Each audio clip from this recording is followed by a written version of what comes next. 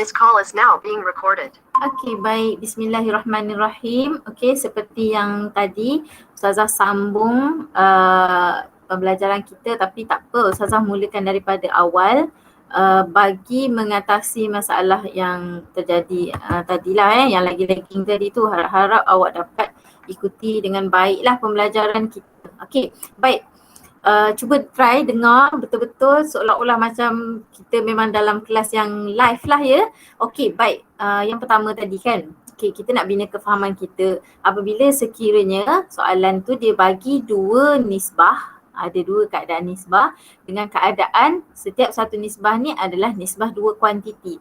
So daripada dua nisbah dua kuantiti ni kita nak gabungkan jadi satu nisbah tapi dalam tiga kuantiti.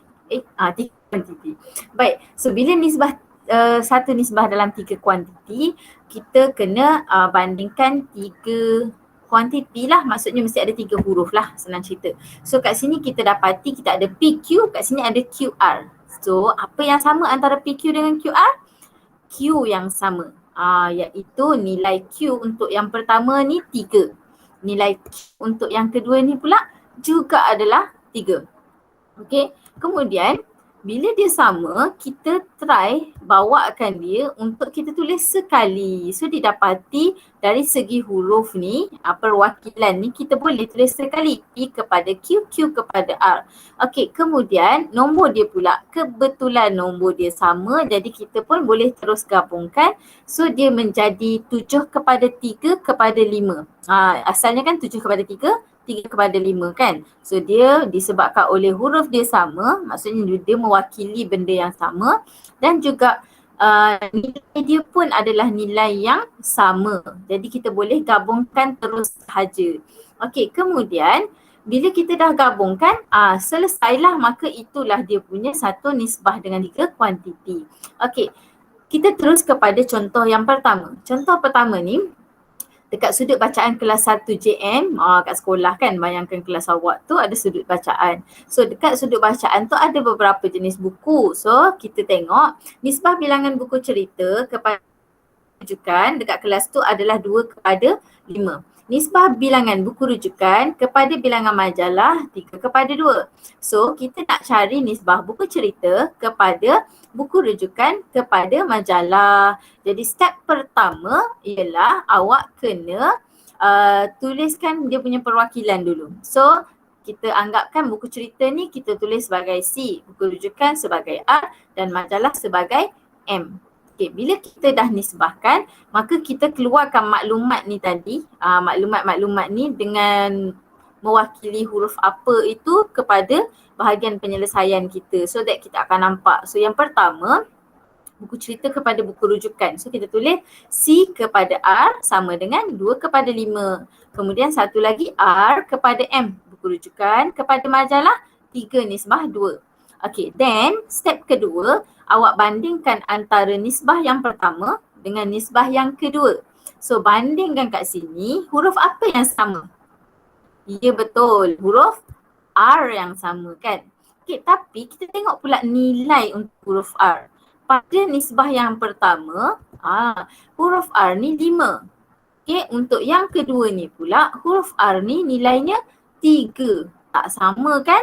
Tak sama macam contoh tadi.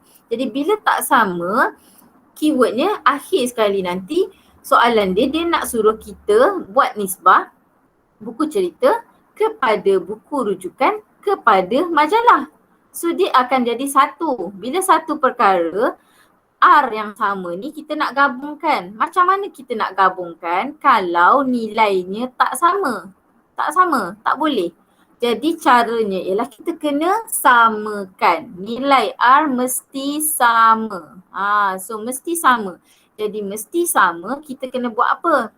Okey, kita darabkanlah 5 darabkan dengan 3 dan 3 kena darabkan dengan 5. So once kita dah darab bahagian R tersebut, so bahagian lain pun kena darabkan dengan nombor yang sama. So kat sini bila 5 tu darab dengan 3, 2 pun kena darab dengan 3. Dia sama macam konsep pecahan. Last week kita dah belajar dah. Kita nisbah ni adalah ibarat pecahan. Kalau kat sini macam pecahan bahagian bawah dia kena darab dengan 3, maka pecahan atas pun kena darabkan dengan 3. Begitulah juga untuk nisbah yang kedua. So bila darabkan dengan 5, satu lagi pun kena darabkan dengan 5. Akhirnya untuk C kepada R awak akan dapat 6 nisbah 15 dan R kepada M, sorry ni silap ni. Tersilap ni. Sini R kepada M. So R kepada M kena dapat 15 nisbah 10. So bila dah dapat, didapati R dia dah sama kan? Dah sama. Jadi apa perlu buat? Terus sahaja tulis nisbah dalam 3 kuantiti tersebut. C kepada R kepada M sama dengan salin balik 6. Kemudian kita ambil 15. Kemudian kita ambil 10. Selesai. Boleh faham setakat ni? Okay, Alhamdulillah. Baik, kita terus kepada yang kedua, nisbah atau nilai berkaitan.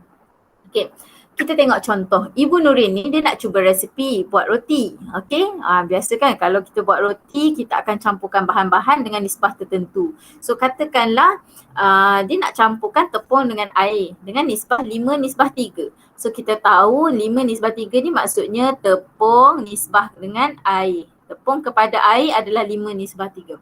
Okey, kalaulah Ibu Nurin ni dia ada 480 gram tepung dan dia nak gunalah 480 gram tepung ni untuk buat roti. Okey, jadi berapakah jisim air yang diperlukannya? Okey, jadi untuk soalan ini, okey, penyelesaian yang pertama dia ada kaedah unitari dipanggil. So kaedah unitari ni kita dah belajar juga minggu lepas. Ingat unitari ni kita ambil keyword unit. Maksudnya kita cari untuk satu unit. Okay, kita buat macam ni. Kita buat macam kita bercakap. Bila nak jawab soalan ni, nak senang jawab mat ni, kita buat macam bercakap. Contohnya, kita dah tahu dah tepung kepada air adalah 5 nisbah 3. Okay, lepas tu dia ada 480 gram tepung. So berapa gram air yang kita nak? So daripada maklumat ini, okay, kita bercakap. Okay, bercakap macam mana? 5 tepung, kan kita buat 5 bahagian tepung sama dengan 480 gram. Kalau 5 bahagian tepung 480 gram, kalau 1 bahagian tepung berapa? So macam itulah cara dia. So kita pun buat 480 bahagilah dengan 5. Okay, kira berapa dapat? Tekan kalkulator. Yes, betul. Dapat 96 gram. Nampak tak? Ustazah nampak awak kira tu. Yang tak kira tu terasalah sendiri kan. Patutnya cubalah kira sambil-sambil dengar Ustazah cakap ni, guna kalkulator buat. Bukan dengar kosong je kan. Tak pun dengar sambil baring buat kerja lain ke kan. Tak mau. Okey, so dapat 96 gram. Tapi 96 gram ni baru nilai untuk satu bahagian. Okay, satu bahagian. So sekarang ni kita nak untuk berapa bahagian? Okay, jadi untuk satu bahagian tepung tu kita dah tahu 96. Jadi kita nak cari untuk jisim air yang diperlukan kan. Jisim air yang diperlukan. Okay, kalau satu bahagian tepung dapat 96 gram. Okay, jadi sekarang ini kalau kita nak cari untuk 3 bahagian. So untuk 3 bahagian kita darabkanlah dengan 3. So dapatlah 96 gram darabkan dengan 3 dapat 288 gram. Gitu je, senang je. Okay. So kalau 5 ni seolah-olah lah 5 ni nak dapat 480 dia akan darabkan dengan 96. Jadi sebab itulah untuk dapatkan bahagian air 3 ni kena darabkan dengan 96 juga. Itu bendanya. Okay, next kita tengok kaedah pendaraban silang. Ini pun kita dah belajar juga last week. Ingat balik. So untuk pendaraban silang satu je lah awak kena labelkan benda yang kita tak tahu. Jisim air yang diperlukan ni yang kita nak tahu. Jadi ini kita labelkan sebagai A lah. Okay, sebab A merujuk kepada air. Okay, so kita buat je perkadaran dia macam biasa. 5 nisbah 3, 480 gram nisbah dengan A gram. Sebab air kita tak tahu berapa gram kan. Okay, jadi kita buat darab silang. Okay, so kita buat darab silang, kita bandingkanlah A per 3 sama dengan 480 per 5. Okay, lepas tu bila kita dah darab silang, kita akan dapati 5 darab A sama dengan 3 darab 480. Kalau step ni awak nak skip pun boleh. Maksudnya daripada perbandingan ni, daripada perbandingan ni awak nak terus kepada darab pun boleh. Sebabnya A naik dekat sini so jadi 5 darab A, kemudian 3 dengan 480 so terus dia 3 darab 480. Okay. So bila dah tahu 5 darab A, maka kita nak cari A sahaja. 5 ni perlu kita bahagikan. Okay, so bila kita dah bahagikan 3 darab 480 bahagi 5. Cepat tekan kalkulator. Berapa jawapannya? Siapa dapat cepat? Yes, very good. 288 gram. Sama jawapannya. So tak kisahlah awak nak guna kaedah unitari ke, nak guna kaedah pendaraban silang ke, boleh. Tak ada masalah. Baik, kita terus kepada contoh 12 ni dalam buku teks ada. Dalam satu projek membina bangsal basikal murid di sebuah sekolah, nisbah wang yang didermakan oleh pengusaha kantin, syarikat buku dan juga PIBG adalah 2/6/5. So maksudnya ada 3 pihak lah yang bagi sumbangan. Okey, kalaulah dia kata PIBG tu dermakan 900. Maksudnya kat sini dia bagi nisbah dan kemudian dia bagi satu nilai. Ini maksud dia tadi. Okey, dia bagi nisbah dan dia bagi satu nilai. Maksudnya PIBG tu kita dah tahu dah 900. So berapa wang yang diterima oleh pengusaha kantin sekolah dan yang didermakan oleh pengusaha kantin dan juga syarikat buku Jaya. So saya kadang-kadang lagi senang guna unitari ni sebenarnya sebab dia macam lebih dekat dengan kita. Okay, so kita tengok macam ni, kita buat dia punya nisbah dulu. Pertama kita buat nisbah dari sudut apa yang dibandingkan, kan. So kantin, syarikat buku dengan PIBG. Boleh juga kalau awak nak labelkan dengan huruf. Contohnya kantin kepada kedai buku kepada PIBG pun boleh. So terus je, nanti pendek sikit kan, kita tak payah nak tulis panjang-panjang. Okay, so bila kita dah letak dalam bentuk nisbah macam ni, lepas tu kita pun tuliskan dalam bentuk nilai. Nilai yang diwakili oleh nisbah ini. So kat sini kita tak tahu, yang ini pun kita tak tahu, tapi yang hanya kita tahu ialah yang PIBG ini 900 kan. Okey, jadi sangat senang. Sangat senang sebab awak rujuk sahaja kepada maklumat yang ada. Kan. Kalaulah PIBG ni dia kata sebagai diberi 900, dia dermakan 900 dan 900 ni mewakili 5 bahagian. So seolah-olah kita buat ayat macam ni. 5 bahagian RM900. Kan macam tadi saya kata kita buat ayat. Kita buat ayat bercakap. Kalaulah 5 bahagian tu RM900, maknanya kalau satu bahagian berapa ya? Gitu kan. So kita akan buat apa? 900 bahagikan dengan 5. So bila 900 bahagi 5, awak akan dapat jawapannya 180. Okey.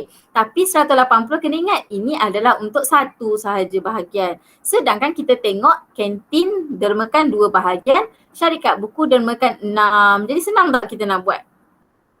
Betul lah, senang lah kan. Once kita dah tahu satu bahagian dia nilai berapa, so kalau 2 bahagian darab dengan 2. Kalau 6 bahagian darab dengan 6. Okey. So untuk kantin 2 darab 180 dapat 360. Untuk buku 6 darab 180 dapatlah 1080. Ini contohnya. Okey. So ini menggunakan kaedah unitari. So dalam soalan ini kalau awak nak guna kaedah lain, nak guna pendaraban silang ke apa ke, tak ada masalah. Boleh je. Okey. Next. Okey. Kita nak tentukan nilai yang berkaitan suatu kadar. Okey. So katalah kat sini cerita dia tentang Encik Tan. Encik Tan ni buat apa? Dia buat ujian larian pada mesin treadmill. Di tengah exercise kan.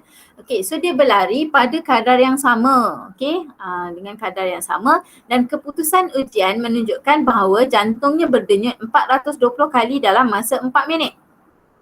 Okay, so unitari pun boleh buat dengan kaedah ini.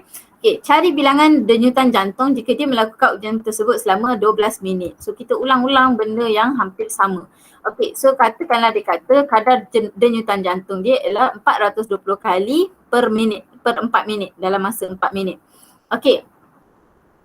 So katakanlah bilangan denyutan jantung ni adalah X kali dalam masa 12 minit. Sebab apa kita buat X kali? Sebab ini yang nak dicari. Bilangan jantung dalam 12 minit. Kita tak tahu. Kan? Okay, jadi caranya yang ni saya sajalah guna kaedah lain. Kita guna kaedah kadaran sebab ingat balik minggu lepas kan masa kita soalan penyelesaian masalah yang last kita buat 3 jenis kaedah kan. So kita ada unitary, kita ada pendaraban silang dan kita ada kadaran. So tadi dua contoh tadi kita dah buat unitary dengan pendaraban silang. So that's why kali ni kita buat kadaran pula. Tapi untuk soalan ni kalau awak nak buat unitary pun boleh. Kalau awak nak buat kaedah pendaraban silang pun boleh. Mana-mana yang awak rasa selesa. Biasanya soalan macam ni dia tak akan letakkan dengan menggunakan kaedah ni tak ada. So up to you. Okay, jadi kita tengok. Kalau untuk kaedah kadaran, kita bandingkan kadar yang ada. 420 kali 4 minit. Kan? 420 kali 4 minit. X kali, berapa kali tak tahu yang kita nak cari, 12 minit. Buat kadaran. Okay, lepas tu, bila kita dah buat macam ni, kita pun teruslah darabkan. Okay, macam mana kita nak tahu kita nak darab ke nak bahagi ke? Okay, kat sini keyword dia ialah awak bandingkan secara melentang macam ni kan. Okay, so kita bandingkan 420 dengan X sebabnya dia mewakili unit yang sama. Kita bandingkan unit yang sama lah. Okay, minit dengan minit. So minit dengan minit, 4 nak jadi 12 macam mana? 4 nak jadi 12 kena darab 3. So bila kat bawah darab 3, atas pun darab 3. Kita tak akan tahu lagi darab 3 kalau kita rujuk atas. Sebab atas ni kita tak tahu. Kan? 420 kali adalah untuk berapa minit? Tak tahu. Jadi kalau tak tahu kita cari yang ada dua maklumat. Okay, so dia ada 4 minit, dia ada 12 minit. So yang ini kita darabkan. So bila kita darabkan dengan 3, atas pun kena darab dengan 3. Alright. So bila kita dah darabkan dengan 3, seolah-olah awak buat 420 darabkan dengan 3 lah. So bila awak tekan-tekan kalkulator, awak akan dapat jawapan 1260. Maksudnya 1260 kali. Okay, kalau kaedah pendaraban silang pula. Okay. So daripada 420 per 4 dengan X per 12, so kita darab silang. So 420 darab 12 sama juga dengan 4 darabkan dengan X. Okay, kemudian X sahaja. Dapatlah 420 darab dengan 12 bahagi 4. Dapatlah 1260. Sama je, tak ada masalah. Okay, kalau satu lagi kaedah unitary awak nak buat. So 4 minit. Ini unitary Kita tulis sekejap. Unitary. So kalau kaedah unitary pula. 4 minit sama dengan 420 kali. Kan? 420 kali. So 1 minit. So awak kira lah 420 bahagikan dengan 4. Betul tak? Awak akan dapatlah jawapan dia. So 105 kan? Okay, 105. So kalau untuk 12 minit, untuk 12 minit 105 kena darabkan dengan 12. So akan dapatlah jawapan yang sama. Gitu kan? Okay, so tak kisahlah, up to you. Awak rasa yang jiwa awak tu lagi senang buat kaedah mana? Darab silang ke, kadaran ke, unitary ke? Buatlah. So semua boleh. Baik. Okay, kita pun terus kepada penyelesaian masalah. Ni dah habislah satu topik 4.4. Okay. So penyelesaian masalah ini dia akan gabungkan semualah. Okay. Tapi biasanya bahagian penyelesaian masalah ni dia ada kaitan dengan anggaran. So anggarkan ni macam dia nak tahu the estimation dia untuk yang akan datang, kan? Bila kita dah tahu sesuatu kadaran, so kita boleh tahu untuk anggaran yang akan datang. Baik, kita try jawab dulu. Dikata kat sini, satu pasukan bola sepak bermain 28 perlawanan dan memenangi 4 perlawanan daripada setiap 7 perlawanan yang ditandingi. Okay, tiada perlawanan yang berakhir dengan keputusan seri. Okay, so kita nak tahu berapa kali pasukan bola sepak ini mengalami kekalahan. Kemudian kita nak tahu nisbah menang kalah pasukan bola sepak ni. Dan juga dia tanya juga kat sini, kalaulah trend ini berlanjutan, kan maksudnya dia masih lagi mengikut kadar yang sama ni. So apakah anggarkan bilangan kekalahan yang akan dialami oleh pasukan bola sepak ini setelah mereka menang 20 perlawanan. Okey, so kita nak kira lah untuk bahagian ini macam mana cara nak jawab. Okey, tapi untuk soalan ni saya lupa, saya baru teringat. Untuk soalan ni sebenarnya saya tinggalkan penyelesaian masalah ni untuk awak cuba jawab sebenarnya. So awak try lah dulu jawab. nanti Ustazah akan bincangkan dalam kelas seterusnya sebelum kita masuk topik baru. Okay, so that awak boleh, saya boleh nampak awak boleh aplikasikan tak apa yang awak dah belajar tadi. So awak boleh terpulang, awak gunalah kaedah unitary ke, kaedah kadaran ke ataupun kaedah pendaraban silang. Okay, yang penting step pertama ialah awak kena tulis dulu apa yang apa nisbah yang kita nak kaitkan. Okay, lepas tu apa nilai yang ada. Try lah dulu Okay, so kita lanjutkan kepada yang seterusnya. Okay, 4.5 berkaitan dengan peratus, pecahan dan perpuluhan. Okay, kita nak kaitkan nisbah kadar-kadaran yang kita dah belajar tadi ni, okay, dengan peratus, pecahan dan perpuluhan. Ada kaitan ke? Ada, memang ada kaitan. So kita tengok aktiviti penerokaan 3. Kat sini kita ada beberapa gambar rajah. Okay. Gambar rajah pertama ni untuk bilangan 10 kali 10. Yang ini pun 10 kali 10. Yang ini 5 kali 4. Okay, baik. Sekarang kita tengok soalan.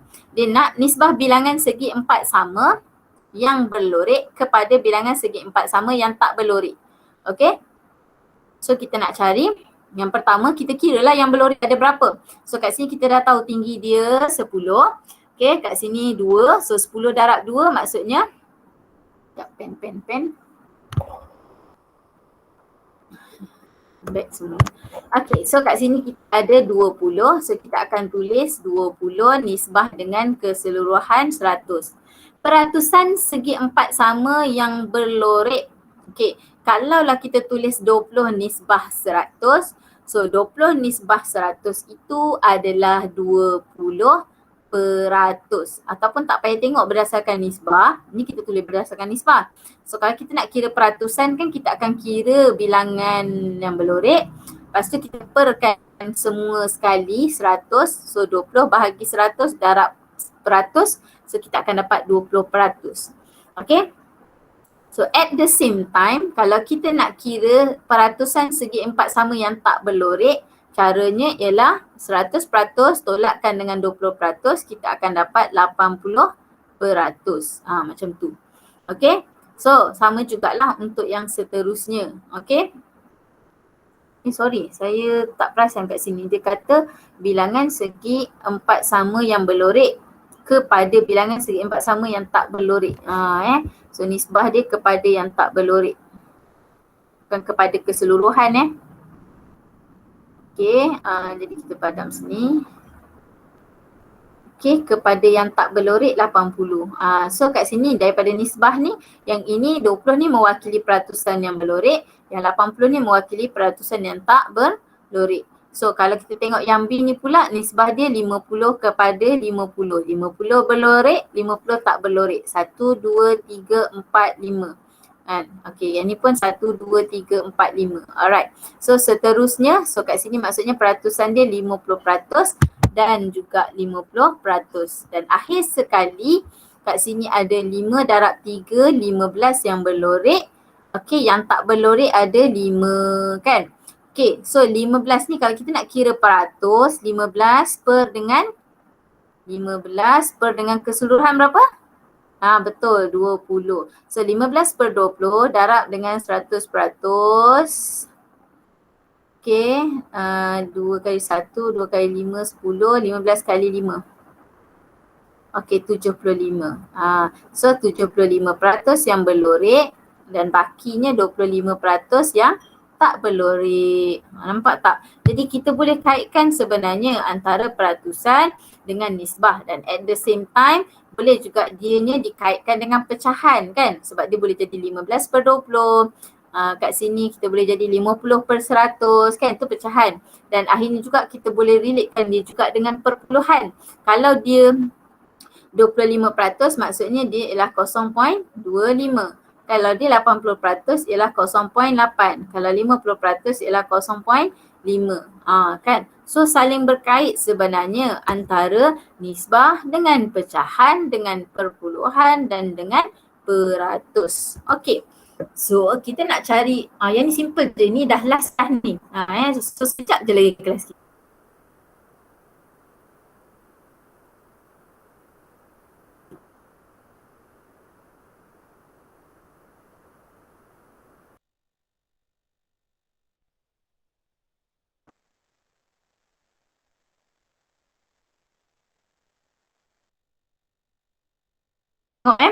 hubungan peratusan dan nisbah.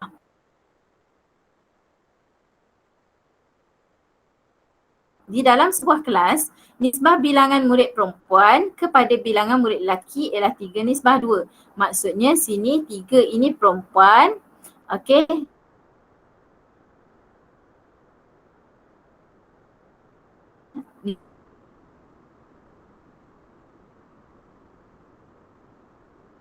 Nisbah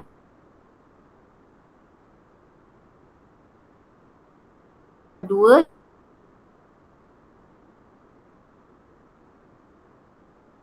ni adalah lelaki.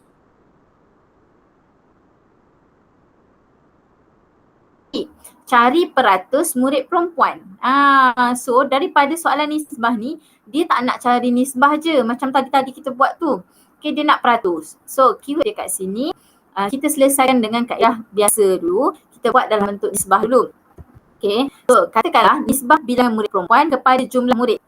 So kita ambil nisbah lain. Kita tak buat ni tau. Kita ambil nisbah murid perempuan kepada jumlah semua sekali.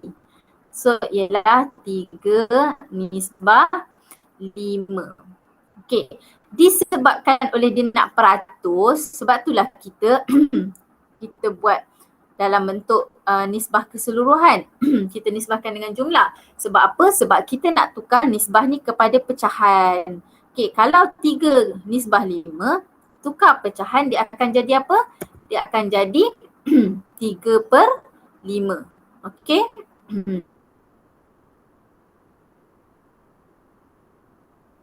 Dia akan jadi 3/5. So bila dia jadi 3/5, macam mana 3/5 tu kita nak jadikan dia 100. Okay. So kita kena darabkan dengan 20 atas bawah. So kita akan dapati, selepas kita darabkan, kita akan dapat 60/100. Okay. So ataupun kita kata ratus sendiri lah 60%. Tidak.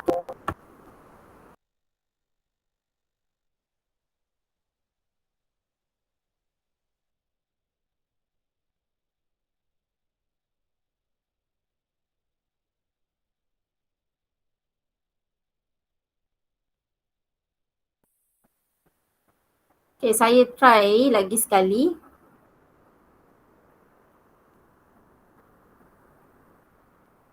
Adakah dia masih lagging ataupun tidak, kita tengoklah nanti hasilnya dekat video. So saya harap dah okey balik lah ni minta maaf. Saya pun tak tahu kenapa boleh berlaku masalah seperti ini. Okey, saya sambung sikit je lagi, sayang ni, sikit je lagi nak habis dah. Okay.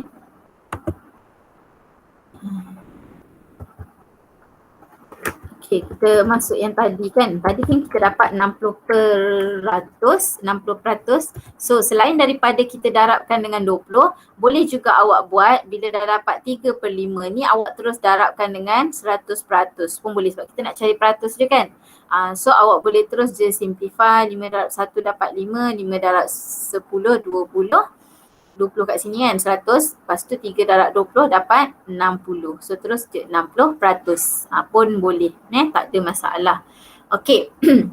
Kemudian kita pergi kepada contoh yang kedua, yang ini pula dia bagi dalam bentuk peratus. So daripada peratus dia suruh cari nisbah. Terbalik tadi dia bagi nisbah, dia nak tahu peratus. Kali ini dia bagi peratus, dia nak tahu nisbah. Okay, so contoh Zakaria, saya try buat dengan cepat supaya tak berlaku lagi masalah lagging. Okay, Zakaria adalah seorang murid yang berjimat cermat. Dia menyimpan 30% wang saku yang diterimanya setiap hari. So 30% dia simpan. So nisbah wang simpanan harian kepada jumlah wang saku harian yang diterimanya.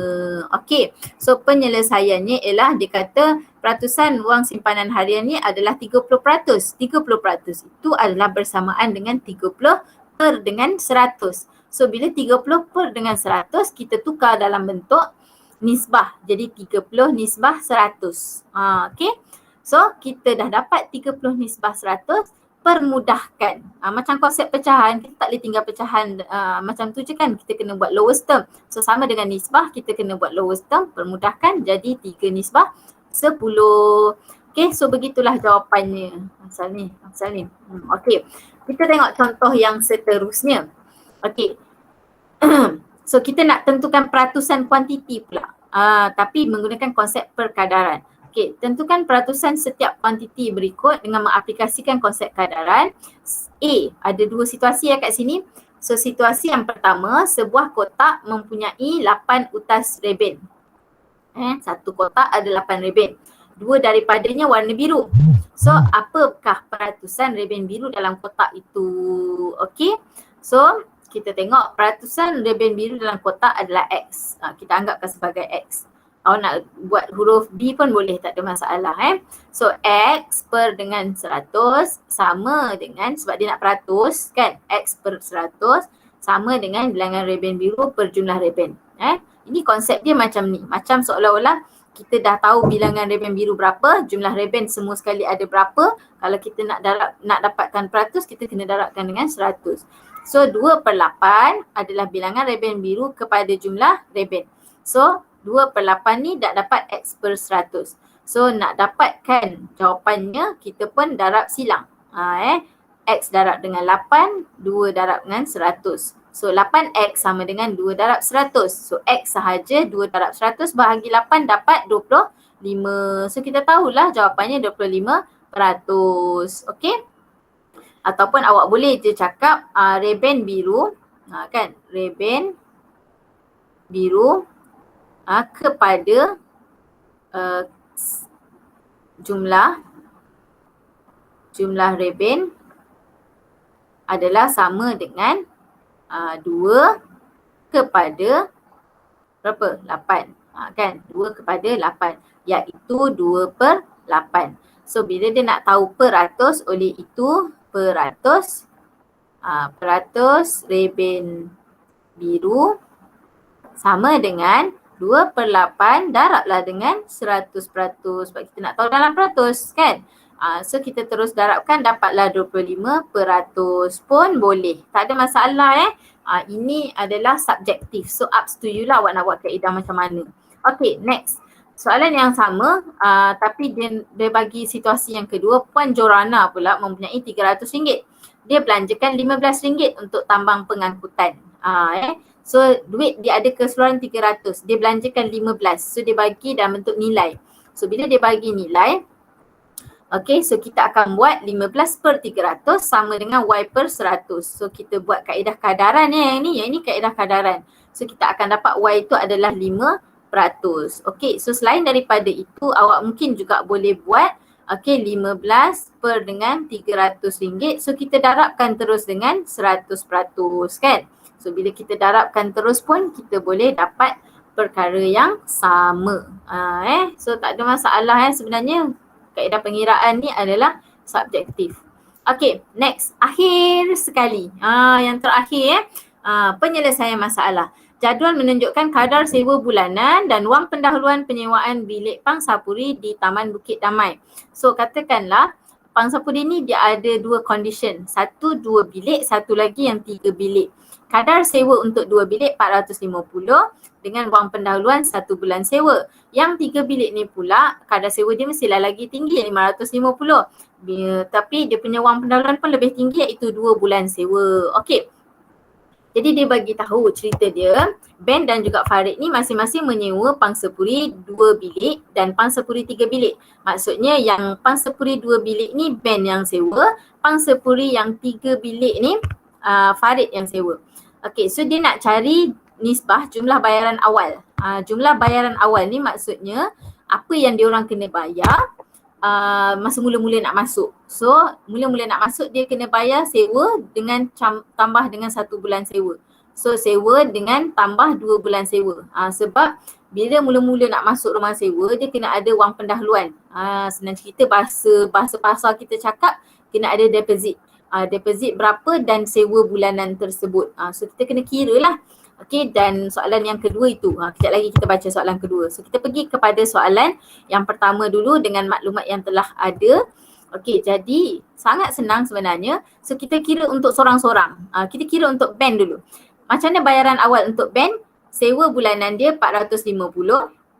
Kemudian ini ialah deposit dia. Deposit dia 450. So kita tambahkan dua-dua dapat 900. Okey, kemudian kita kira untuk Farid pula. Sewa bulanan dia 550.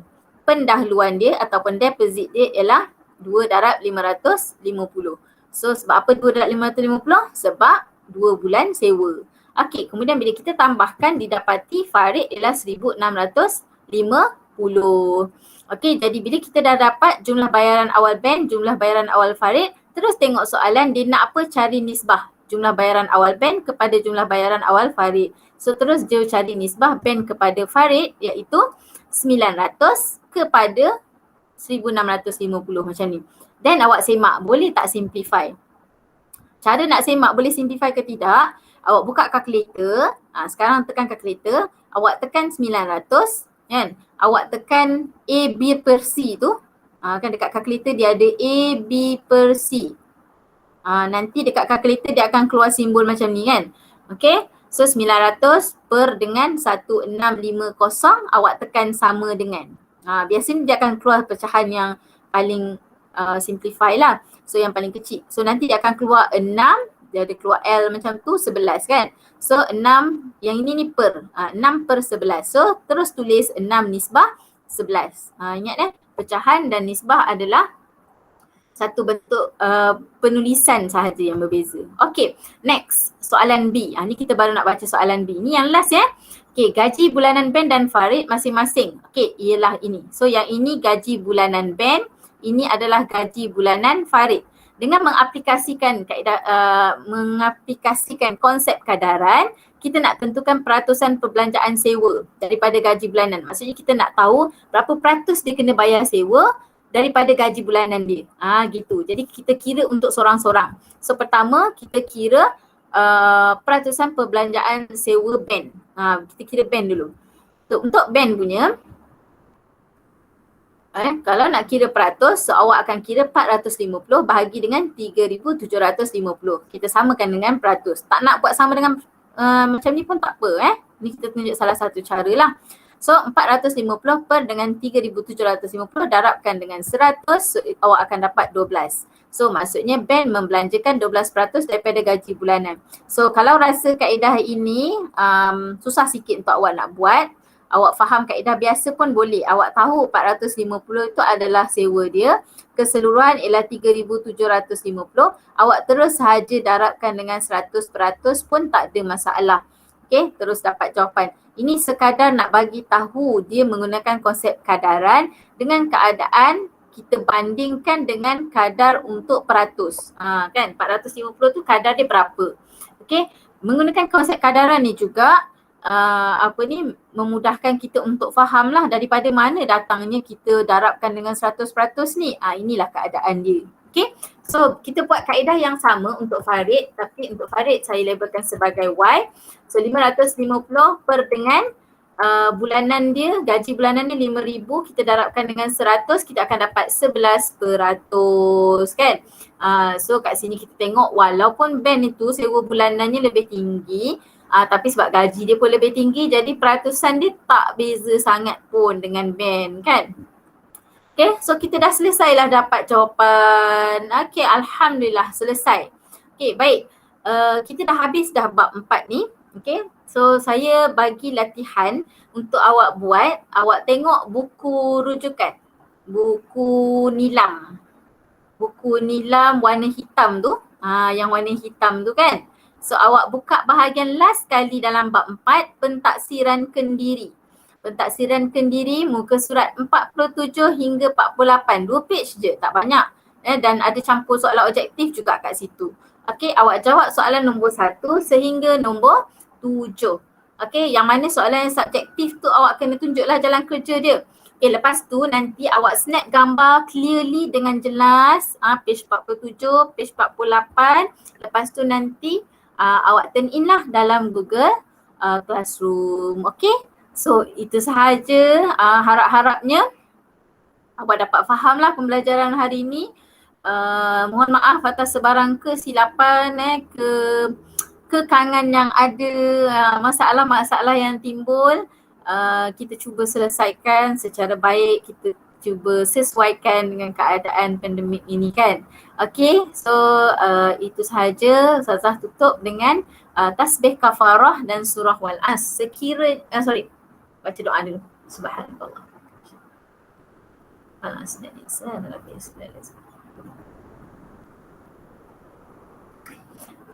Okay, baik.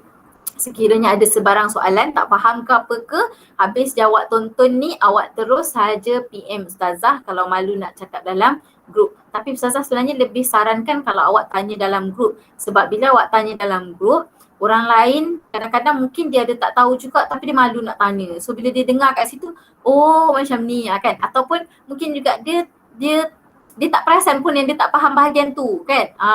So dia buat je kan, tapi ada benda yang dia tak perasan ataupun dia tak faham sebenarnya. So bila dia tengok awak ada tanya kat situ, barulah dia akan dapat maklumat sendiri sekali kan. Okay, jangan risau, kita berkongsi sebenarnya. Bila kita bertanya, kita sebenarnya berkongsi. Kadang-kadang ada maklumat yang orang tak tahu tapi kita lah jadi medium untuk menyebabkan orang tu tahu kan. Disebabkan awak tanya, Ustazah pula tolong jawab, kawan awak pun dapat kefahaman, awak dapat pahala. Kan? Betapa mudahnya nak dapat pahala. Dan satu lagi, itulah objektif kita buat grup matematik. Bukan grup matematik setakat Ustazah nak bagi link je kan. Okay, tapi perbincangan yang bermakna interaktif dua hala. Okay, so itu sahaja. Ustazah akan nilai daripada penghantaran latihan yang awak buat tu lah nanti Okay, itu sahaja. Sekian. Assalamualaikum warahmatullahi wabarakatuh.